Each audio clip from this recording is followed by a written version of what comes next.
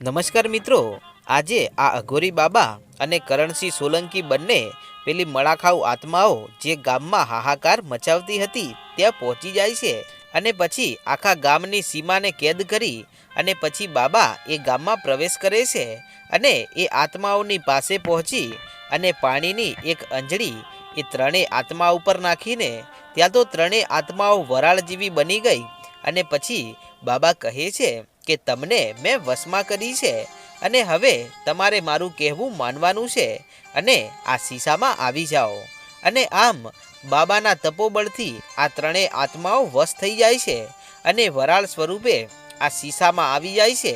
અને પછી બાબા એ શીશા ઉપર ઢાંકણ વાખી દેશે અને પછી એ શીશાને પોતાની જોડીમાં મૂકી અને ગામ લોકોને કહે છે કે ગામ લોકો હવે તમે બધા આઝાદ છો અને હવે તમારે આ આત્માના ત્રાસથી મુક્તિ મળી ગઈ છે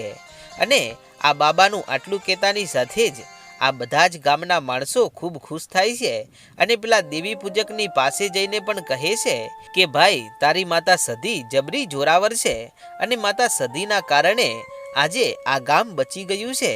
માટે અમે આખું ગામ તારી માતા સધીની સેવા પૂજા કરીશું અને એટલું જ નહીં પરંતુ આ બાબાને પણ આપણે આપણા ગામમાં રાખીએ અને એમને ભાવતા ભોજન જમાડીએ અને એમનું સ્વાગત કરીએ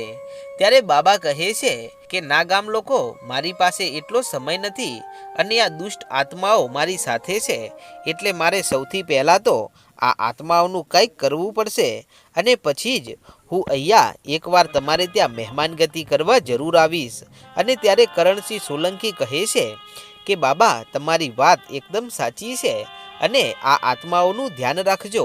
અને જો આ વખતે તેઓ આ શીશામાંથી નીકળી ગઈ ને તો ફરીવાર આપણા હાથમાં તે નહીં આવે અને પછી કોણ જાણે આવડી મોટી ધરતી ઉપર તેઓ કઈ બાજુ ચાલ્યા જાય અને આ તો સારું થયું કે આ ગામમાં તેઓ રહેતી હતી અને આપણને એ વાતની જાણ થઈ ગઈ નહીતર આ ગામને પૂરું કરી નાખતા એમને જાજો સમય ના લાગોત ત્યારે મુખી કહે છે કે મહારાજ તમારી વાત એકદમ સાચી છે અને આ તો સારું થયું અને આ ગામ ઘણા બધા પુણ્યના કામ કરે છે તેથી આ ગામને એ આડું આવ્યું છે અને આજે આ ગામના એક એક માણસો સુરક્ષિત છે અને જેટલા માણસો આ ગામમાં મૃત્યુ પામ્યા છે ને એમનો અમને ખૂબ અફસોસ છે પરંતુ હવે આ બલા ટળી ગઈ છે તેથી હવે આખા ગામે રાહતનો શ્વાસ લીધો અને પછી બાબા કહે છે કે મહારાજ હવે હું મારા રસ્તે થાઉં છું કારણ કે આ આત્માઓનું મારે કંઈક કરવું પડશે અને આ વખતે હું એમને એવી જગ્યાએ દફનાવીશ કે જીવનભર તેઓ ક્યારેય બહાર નીકળી નહીં શકે ત્યારે આટલી વાત સાંભળી અને કરણસિંહ સોલંકી કહે છે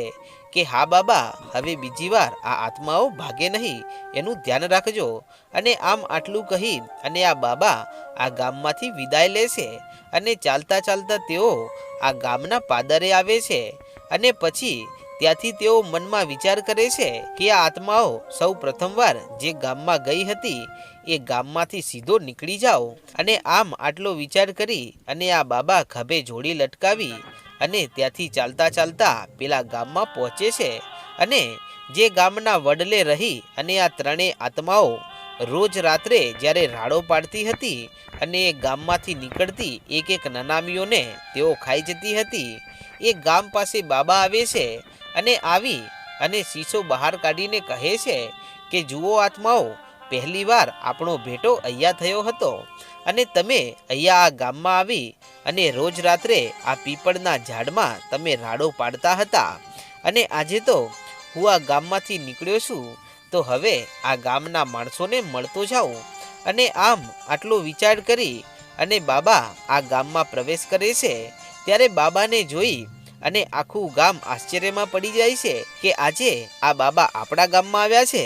અને પછી તો ગામના સૌ કોઈ માણસો બાબાની પાસે પહોંચ્યા અને ત્યાં પહોંચી અને બાબાને પગે પડે છે અને કહે છે કે બાબા તમે આજે વગર કહે આજે સારા પ્રસંગે આવ્યા છો અને આજે તો અમે અહીંયા આ ગામની કુળદેવીને ગામના પાદરે બેસણા કરવાના છીએ માટે હે બાબા તમે આવ્યા છો તો આજની રાત રોકાઈ જાઓ ત્યારે બાબા કહે છે કે હવે કેવું છે ગામમાં ત્યારે ગામના સૌ માણસો કહેવા લાગ્યા કે બાબા તમે જ્યારથી પેલી આત્માઓને અહીંયાથી ભગાડી છે ને ત્યારથી ગામ એકદમ સારું થઈ ગયું છે અને ગામમાં કોઈ તકલીફ નથી. પરંતુ અમે ગામના સૌ માણસોએ એવો વિચાર કર્યો કે આ ગામના પાદરે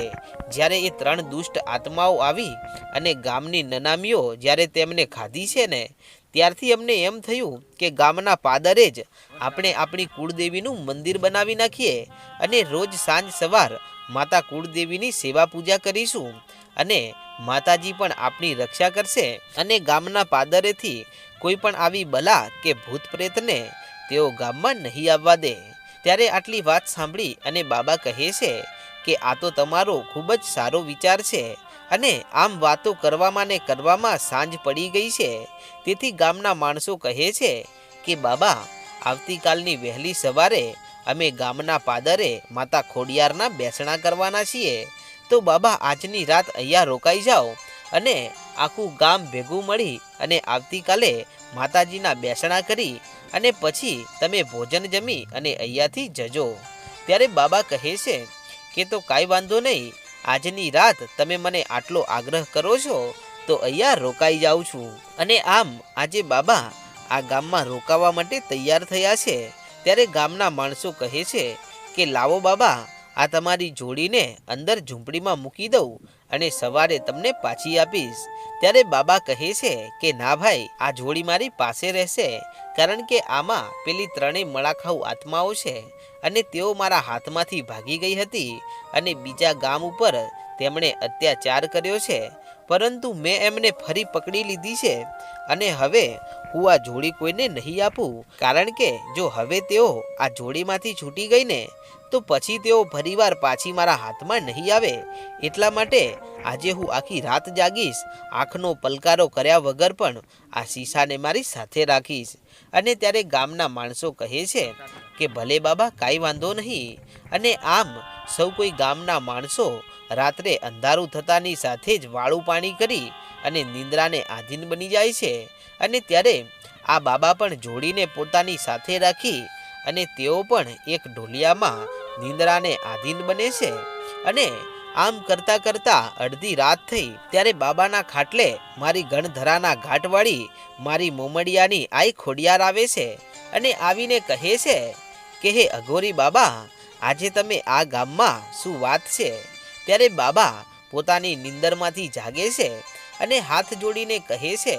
કે હે મારી ખોડિયાર, આજે મારી તારો પ્રસંગ હતો અને હું અહીંયા આવ્યો છું, તો અહીંયા આજની રાત રોકાતો જાઉં છું અને સવારે તમારા અમર બેસણા થઈ જાય પછી હું પ્રસાદ લઈ અને અહીંયાથી નીકળી જઈશ. ત્યારે માતા ખોડિયાર એટલું કહે છે કે બાબા, તમે અહીંયા આવ્યા નથી, પરંતુ તમને અહીંયા લાવવામાં આવ્યા છે.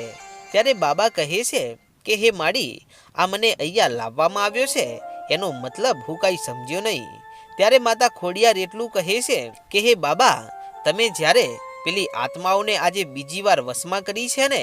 એ આત્માઓ હજી પણ મને વિશ્વાસ છે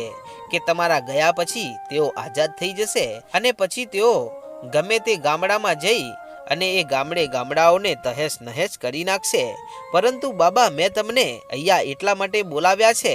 કે આવતીકાલે મારા બેસણા થવાના છે,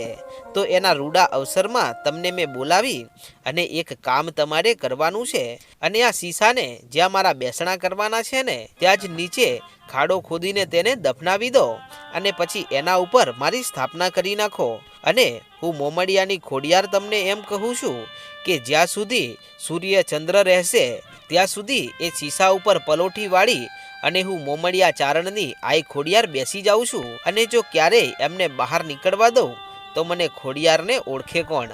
અને આમ આટલી વાત સાંભળતાની સાથે જ બાબા ખુશ થઈ ગયા અને કહે છે કે હા માડી, તમે ખૂબ જ સારી વાત કહી છે અને આનાથી વધારે સારી જગ્યા હું ક્યાં શોધી શકોત. અને આજે તમે મને સારો માર્ગ દેખાડ્યો છે, માટે તમે મને કહો કે તમારા બેસણા ક્યાં કરવાના છે, ત્યાં હું આ શીશાને જઈ અત્યારે જ જઈને દફનાવી દઉં છું. ત્યારે મારી આઈ ખોડિયાર એટલું કહે છે